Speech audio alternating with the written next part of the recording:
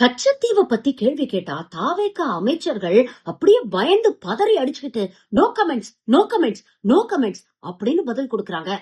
Sir, இதுக்கு முன்பாக இருந்த அரசுகள் பாத்தீங்கன்னா கச்சத்தீவை மீட்போம் நோ அப்படின்னு கமெண்ட்ஸ், தொடர்ச்சியா நோ கமெண்ட்ஸ், சொன்னாங்க. ஆனா எதுவுமே நிறைவேற்றல. நோ இந்த கமெண்ட்ஸ். அரசு என்ன மாதிரியான செயல்பாடுல இருக்க போகுது? அத பத்தி இப்போ பேச முடியாது. No comments. Thank you sir, okay okay thank you இப்போ அப்படின்றத சார், பதிவு பண்ணி ஒழுங்குமுறை ஆணையத்துடைய கட்டுப்பாட்டுல இருக்குது. கடல்ல இருந்து ஒரு 500 மீட்டர் தொலைவில் இருக்கக்கூடிய எல்லாத்துக்குமே கடலோர ஒழுங்குமுறை ஆணையத்துடைய பர்மிஷன் வாங்கினா தான் பண்ண முடியும்.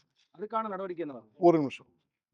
அதுக்கு நீங்க தான் பதில் ஓகே. சொல்லணும். அதுக்கு அவங்க நீங்க டெக்னிக்கல் சிஆர்இசட் ஜோன்ல இருக்கக்கூடியது ஃபிஷர்மேன்ஸ்களுக்கு ஒரு வித விதிமுறைகள் விலக்குகள் இருக்கு.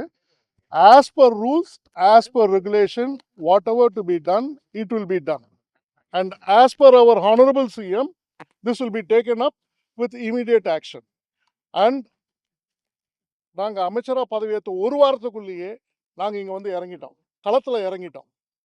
இதுதான் எங்களுடைய தலைவருக்கு, சிஎம்க்கு மக்கள் போட்ட நல்லாட்சிக்கு உண்டான வணக்கங்கள்.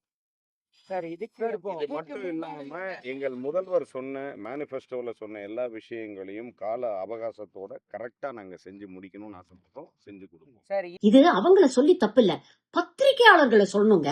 நீங்க இப்படி சிலபஸ்லயே இல்லாத கஷ்டமான கேள்விகள்லாம் கேட்டா அவங்க எப்படி பதில் சொல்லுவாங்க? அவங்களுக்கு தெரிஞ்ச விஷயங்களை பத்தி நீங்க கேள்வி கேட்கணும். காலையில அண்ணன் என்ன கலர் சட்டை போட்டு வந்தாரு, லஞ்ச் பாக்ஸ்ல என்ன சாப்பாடு எடுத்துக்கிட்டு வந்தாரு, அண்ணன் எப்படி செக்ரட்டேரியட்குள்ள கோட்டை கழட்டிட்டு ஸ்டைல் கிங்கா வைப் பண்றாரு, இப்படிப்பட்ட சுலபமான கேள்விகள்லாம் நீங்க கேட்டீங்கன்னா அவங்க கிட்ட இருந்து பதில் வரும். அதை விட்டுட்டு கச்சத்தீவு பற்றியும் அரசியல் வரலாறு பற்றியும் தாவேகா என்ன முடிவு எடுக்க போகுது அப்படிங்கறத பத்தி எல்லாம் கேட்டா அவங்க எப்படி பதில் சொல்லுவாங்க? என்ன நான் சொல்றது?